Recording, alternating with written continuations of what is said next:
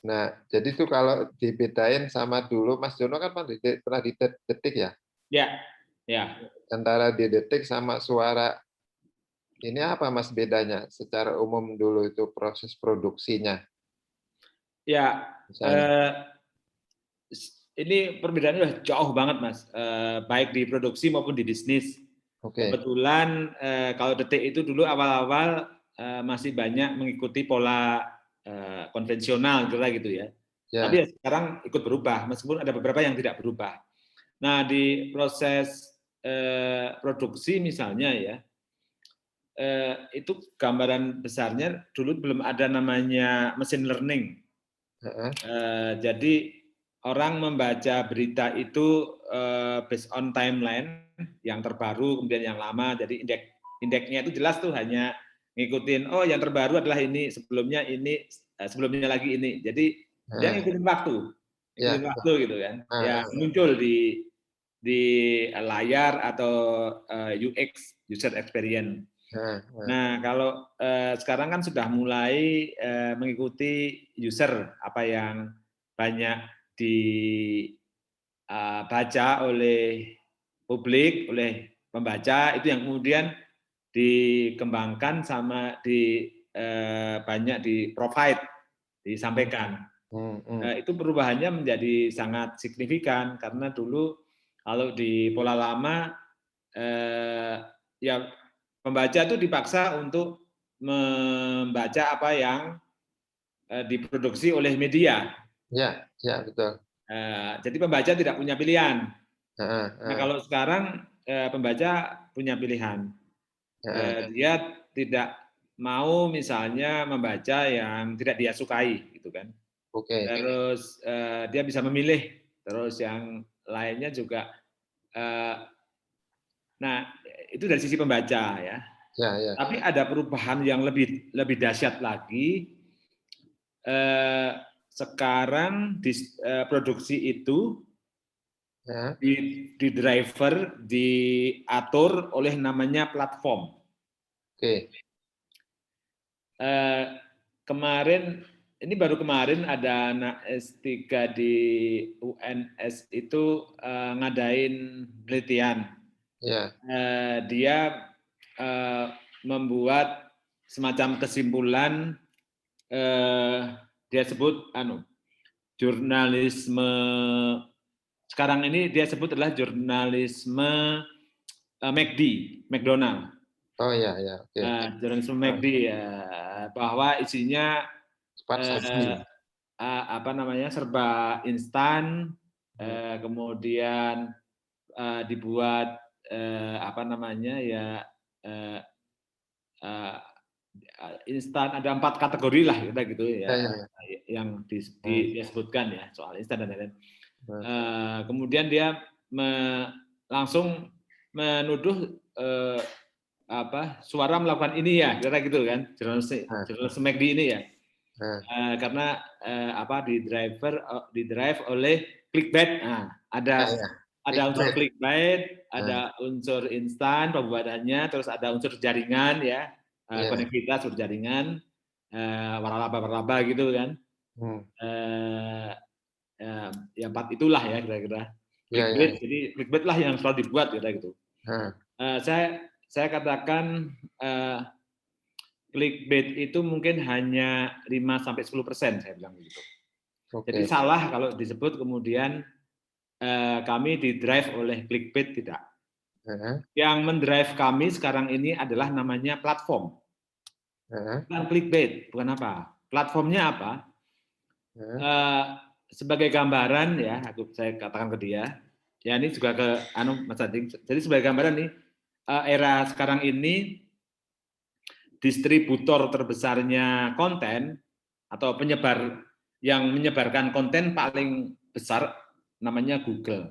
ya, Distributor itu bahkan di saya Google ini mungkin 70%. Jadi yang dibayangkan yang nyebarin kontennya suara gitu ya? ya, jadi Oke, penyebar konten terbesar itu eh, Google. oh, Google itu punya 5 channel, heeh, tidak hanya search engine googling itu enggak. Nomor satu terbesar yang sekarang menjadi penyebar paling tinggi ya, yang distributornya dia tinggi sekali, namanya Google Discover. Google Discover itu kalau di mobile kita buka Google atau buka Chrome, di bawahnya ada tulisan-tulisan yang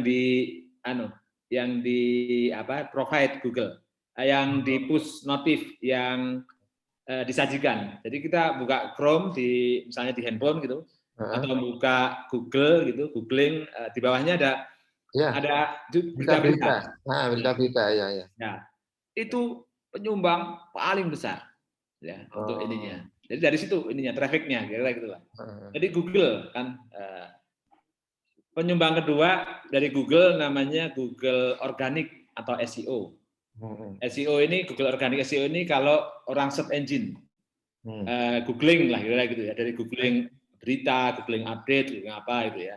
Klik nama siapa gitu muncul ya. Ya mau tema-tema biasanya kan kalau googling itu by tema atau keyword. Keywordnya hari ini misalnya bursa Bukalapak anjlok misalnya. Anjlok, ya. Atau saham Bukalapak misalnya. Atau lagi rame ini hari ini soal DPRD anggota DPRD fraksi PSI si Fania siapa. Nah itu otomatis nanti akan muncul rekomendasi Google kan dari media-media itu kan. Dari situlah kami mempelajari Google Organic ini SEO agar muncul gimana caranya supaya konten saya muncul ketika di keyword dimasukkan di googling muncul di page 1 paling atas karena page 1 paling atas ini yang kemungkinan akan paling banyak dibaca. Memang selalu banyak dibaca. Jadi muncul di berita utama top story namanya. Top story-nya Google. Terus yang ketiga ada namanya Google News. Google News itu yang biasanya disajikan ketika orang Google memilih Google News ya. Ada lagi namanya Google Lapis. Ada lagi namanya Google AMP. AMP ini akselerasi mobile page yang ditampilkan. Google AMP ini tampilan yang dibuat oleh Google di halamannya Google sendiri, dikelola sendiri oleh Google yang mengambil konten-konten kami. Jadi Google aja punya 5 platform yang menjadi pusat distribusi. Ya. Itu beda makanya dengan Detik. Saya dulu Detik itu orang buka Detik, buka indeks, semua tampil di situ dan dia lewat home. Direct traffic kita sebutnya, traffic yang langsung ke Detik. Karena dia buka www.detik.com. Nggak ada fasilitasi Google lah ya? Ya, Google nggak ini. Ya. Bahkan sampai sekarang Detik itu nggak main di Google. Gitu. Masih sedikit. Ya. Dia orang masih mengandalkan direct traffic karena masih lama. Ya. Tapi perilaku pembaca sekarang tidak seperti zaman Detik yang orang selalu buka detik.com, kompas.com gitu, enggak. Perilaku pembaca sekarang adalah mereka menemukan di platform-platform. Pertama, platform Google tadi. Kedua, misalnya sosial media. Sosial media yang paling banyak digunakan publik itu yang kami ikutin. Misalnya sekarang ya terus terang Facebook yang terbesar. Di antara Facebook, Twitter, kemudian Instagram, ada TikTok, kemudian yang lain-lain. Jadi sosial media pembaca kedua setelah Google. Ketiga pembaca kami platform namanya agregator.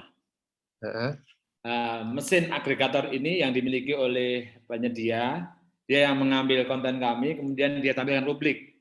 Jadi agregator platform, tidak memproduksi konten sendiri. Di agregator yang terkenal paling top sekarang namanya Babi. Apps-nya Babi, jadi di apps Babi itu besar sekali. Ada Babi, ada Koryo, kemudian ada UC News, UC Browser, yang semua mereka mainnya di agregator. Nah, kami harus itu pembaca ketiga. Nah, kemudian pembaca terbesar keempat namanya push notif. Konten yang kami push apa namanya di desktop, di apps, di AMP, di mobile, tiba-tiba nanti muncul push notif rekomendasi konten yang biasanya muncul di ini. Kalau saya lagi buka, biasanya langsung dikasih push notif tuh ke mobile, ke website. Ya. Jadi jadi 4 platform ini ya, ini 90% distributor konten. Oke. Hanya sekitar di bawah 10% yang masuk lewat misalnya suara.com. Oh, oke. Jadi saya bisa mengatakan sekarang ini era kematian halaman home. Matinya home sebuah media. Ya. Untuk model seperti ini ya. Karena yang media yang masih kuat di home itu hanya tinggal Detik dan Kompas. Di luar Detik dan Kompas itu direct traffic-nya itu sangat kecil sekali. Direct traffic ya. Nah, itu berarti untuk bisa tadi supaya listing di Google ya, supaya listing di agregator, berarti suara itu bikin kerjasama resmi atau bagaimana? Atau hanya mengembangkan konten-konten yang typically selalu memang kalau yang paling diklik tuh ini gitu, lalu ngikut atau gimana itu Mas? Mensiasati kontennya. Semua ada kerjasama memang. Jadi misalnya dengan platform kami ada perjanjian. Saya nggak mau dong konten saya diambil tanpa ada keuntungan bagi kami. Jadi biasanya saya mengejar ada 2 yang saya minta dari platform. Satu adalah saya mendapatkan traffic, yang kedua revenue. Jadi setidaknya ada 1. Kalau misalnya saya trafficnya tidak dikasih, ya, revenue-nya saya dikasih. Atau sebaliknya, saya revenue nggak dikasih, tapi trafficnya yang dikasih. Maaf, ini traffic itu maksudnya jumlah yang hit itu, yang like. Ya, betul. Halaman yang masuk ke traffic itu adalah jumlah pengunjung. Ya. Kami. Nah, dengan Google misalnya, apalagi ini yang terbesar ya, kami kerjasama hanya di sisi bisnisnya. Tapi kalau sisi konten, itu kami harus mempelajari. Jadi kebayang misalnya, tiba-tiba Google mengubah algoritma yang kami tidak ketahui, sehingga membuat traffic down gitu ya. Itu akan membuat kami kelimpungan karena trafficnya terbesar dari dia misalnya gitu. Dan Google itu setiap tahun setidaknya ada 2 kali dia mengubah algoritma. Misalnya tahun ini terakhir ya, dia mengubah algoritma di sisi namanya user experience. Iklan-iklan atau tampilan yang tidak menyenangkan user, dia babat, dia nggak akan mau terima. Kami harus ngikutin tuh, gimana sih user experience supaya bisa diterima oleh Google, misalnya gitu kan. Sebelumnya Google menyarankan membuat algoritma perubahan terkait dengan fresh content misalnya. Jadi yang konten kami buat harus fresh ya, harus fresh, kemudian tidak boleh kanibalisme misalnya gitu ya, harus buatan sendiri. Nah itu Google mensyaratkan tuh. Nah kami ngikutin ininya. Jadi kebayang kan platform ini mendrive ya pola kerja. Ya, menentukan selera, terus tadi standar konten ya, dan akhirnya ujung-ujungnya pola kerjanya jadi jadi termasuk misalnya gini, karena ini masing-masing platform ini cara penanganannya beda-beda, Mas. Saya menghadapi Google aja, Google Discover dengan Google Organic SEO itu udah cara membuat konten udah beda. Saya dengan Facebook udah beda lagi, dengan Twitter beda lagi. Jadi tim itu harus tahu konten ini cocok untuk Google Discover, konten ini cocok untuk Twitter, konten ini cocok untuk Facebook, konten ini cocok untuk agregator. Itu kita provide yang kayak gitu.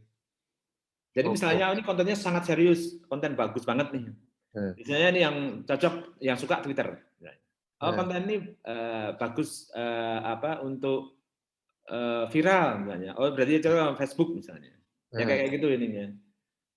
Karena Facebook tidak mau bukan tidak mau, dia mau tapi misalnya engagement-nya kecil. Kalau saya kasih breaking news. Breaking news itu dari dulu Facebook ininya kecil banget ininya. Tingkat engagement-nya gitu kan. Dia akan lebih cepat di Twitter. Jadi karakter delivery konten atau platform ini beda-beda yang membuat kami juga membuat banyak alternatif, banyak pilihan, banyak cara gitulah dalam hal memproduksi konten. Nah, lalu kalau yang home tadi, homesuara.com ini akhirnya kan kalaupun orang masuknya lewat Google kan akhirnya kalau ngeklik masuk ke home juga kan? Enggak, dia langsung ke halaman detail. Oh, halaman detail, sorry. Ya, dia langsung ke judul-judul. Judulnya apa? Jadi sekarang malah orang masuk itu tidak lewat depan, tapi lewat atas, lewat samping, yang langsung ke halaman detail-detail artikel. Tidak melalui home lagi. Jadi home itu ya hanya akan besar kalau masuk via apps, aplikasi. Karena app otomatis kalau diklik home dulu ya. Tapi di luar aplikasi yang saya miliki, aplikasi saya sendiri lah, aplikasi suara ya. Kalau aplikasi suara itu orang akan otomatis masuk home dulu. Artinya dia akan fanatik ya. Tapi aplikasi ini kan rata-rata orang terbatas. Kami membaca rata-rata gini. Setiap orang punya handphone, dia hanya memilih satu aplikasi di masing-masing bidang. E-commerce misalnya dia hanya ngambil Tokopedia. Kemudian untuk tiket dia ngambil tiket.com. Untuk news misalnya dia sudah ngambil Detik misalnya. Aplikasinya ya. Karena kan terbatas ya di ini. Untuk misalnya dia urusan sosial media udah pakai Facebook, Twitter, otomatis diinjek kan oleh ininya. Udah ada otomatis lah sosial medianya. Kan udah penuh ininya. Jadi saya di aplikasi tidak serius, penetrasinya belum serius ya. Mungkin tahun depan baru saya akan nyiapin kalau aplikasi itu bentuknya sekalian harus super app. Kalau cuma isinya konten news saja nggak menarik. Harus super app, artinya di situ sekalian news, sekalian mau belanja, mau sekalian membuat konten kreator, sekalian video, sekalian apapun lah, ya gitulah. Itu saya tahun depan rencana baru mau masuk ke situ. Tahun ini masih full di pengembangan. Kalau sekarang ini posisi suara.com ini masih sebagai website berita gitu ya? Ya, tetap portal news. Portal news. Jadi bisnis utamanya tetap berita ya? Tetap konten ya. Konten ya, artinya. Nah, itu sekarang ini seperti apa Mas gambaran profesi wartawannya? Maksudnya lebih banyak yang bekerja sebagai copywriter, menulis ulang satu topik dengan banyak varian daripada yang di lapangan, atau bagaimana proporsinya itu? Ya, ini memang gara-gara pandemi ya. Pandemi ini memang mengubah pola kerja dan pola produksi konten. Yang dulunya masih bisa semua ke lapangan, sekarang hampir udah nggak ada di lapangan kecuali yang peristiwa besar gitulah. Apalagi yang nyari-nyari ini dibuat seminimal mungkin kan. Karena resikonya sangat luar biasa. Betul resikonya kami tahu betul, bahkan semua teman-teman yang produksi TV pun juga nggak berani lah ke lapangan gitu. Di kantor juga susah. Nah, karena semua diarahkan ke liputan via online ya, akhirnya kan mengikuti acara seminar, Zoom, talkshow, Zoom, semuanya Zoom. Bahkan konversi pers Jakarta semua Zoom kan. BNR, KPK itu kalau rilis sekarang udah YouTube. Jadi di Jakarta ini semua narasumber sekarang ini juga sebagian besar mereka menggunakan saluran YouTube live gitu untuk rilis lah kira gitu.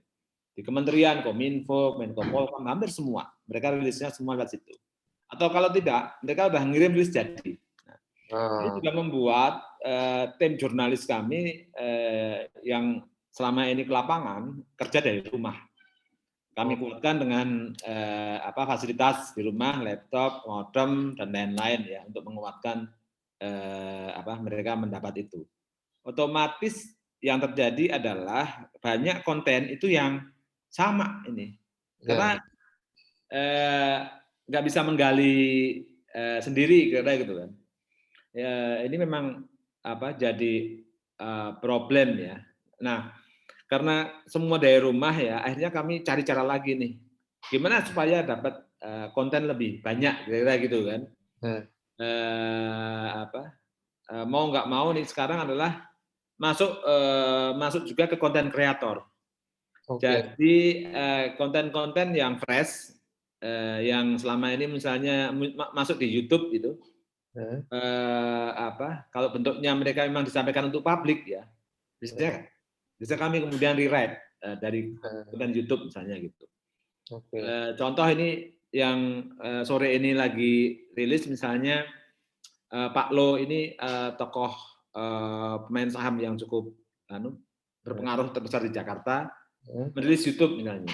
Ya, semua media, Bisnis Indonesia, Kontan, Kompas, ngambil semua dari situ.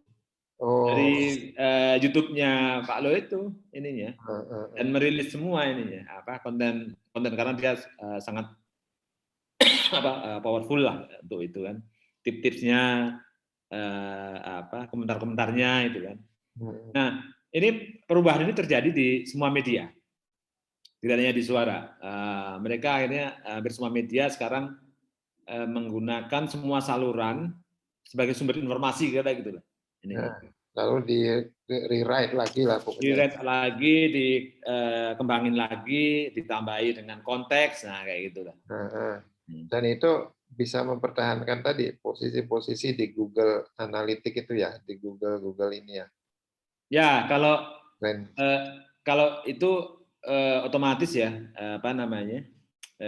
itu sebenarnya ada seninya sendiri sih soal bagaimana sih supaya konten saya bisa masuk di Google Discover, di Google Organik, di Google Lapis, AMP, di Facebook, di Twitter, di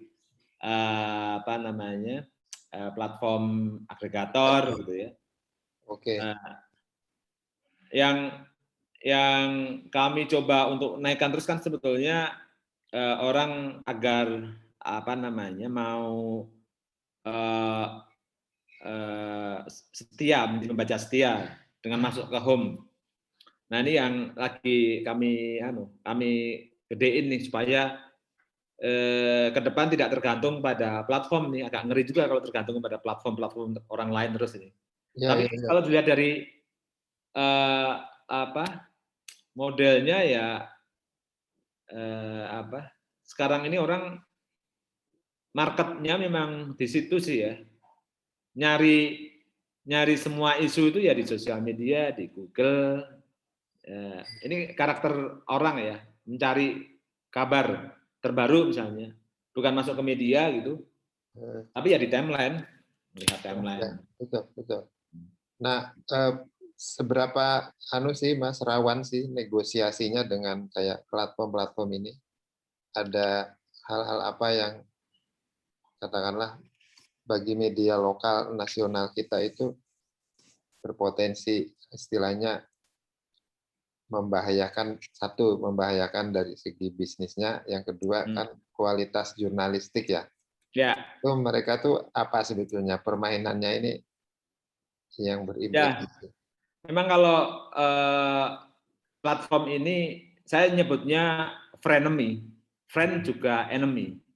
Friend karena dia membantu ya, tapi musuh ketika kita menjadi tergantung ya kepada visi mereka. Tapi kalau tidak ada mereka ya